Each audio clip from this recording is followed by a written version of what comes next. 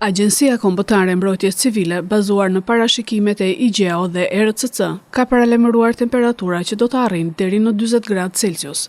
Këto temperatura që nuk janë fort të zakonshme për qershorin, shkaktojnë probleme për lëkurën deri tek kanceri i lëkurës.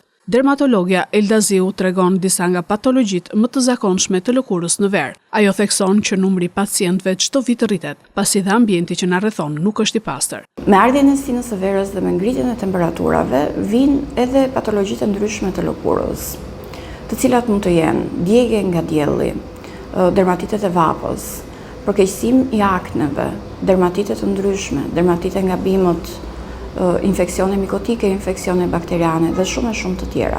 Kemi vënë re vitet e fundit një rritje të pacientëve të cilët vinë me patologji të shkaktuara nga rrezet e diellit.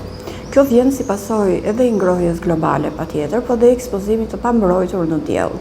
Dermatologja thot se rastet më të shpeshta që po hasin këto ditë janë acarimet e lëkurës pas larjeve në pishin, ku uji është me klor, dhe shtimi i pacientëve që kanë rënë në kontakt me pemë e bimë të ndryshme.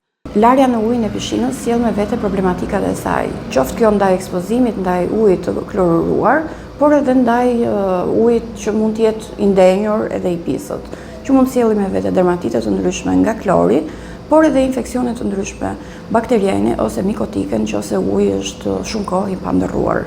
Një tjetër problematike hasur gjatë ditëve të fundit ndodh për shkak të dermatiteve, shtimit të rasteve të dermatiteve nga kontakti me barishte ose me pemë të ndryshme.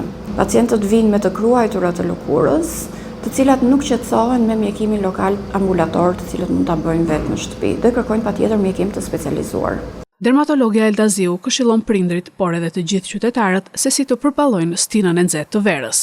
Prindrit patjetër duhet të kenë shumë kujdes, në veçanti me fëmijët të cilët janë të diagnostikuar me dermatit atopik, kujdes në aspektin e kremrave me filtra mbrojtës, të cilët duhet jenë me filtr mineral ose filtr fizik, por edhe në ekspozimin e këtyre fëmijëve ndaj ambienteve të ndryshme, si për shembull uji i kloruar ose deti.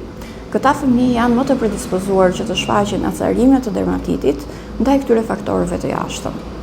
Dermatologët këshillojnë gjatë stinës së verës të evitohen oraret e ekspozimit në diell ndërmjet 10-11 edhe 4-5 pasdite, të përdoren kremra me filtr mbrojtës 30-50, të përdoren veshje mbrojtëse ndaj rrezeve të diellit dhe të qëndrojmë sa më gjatë të hidratuar.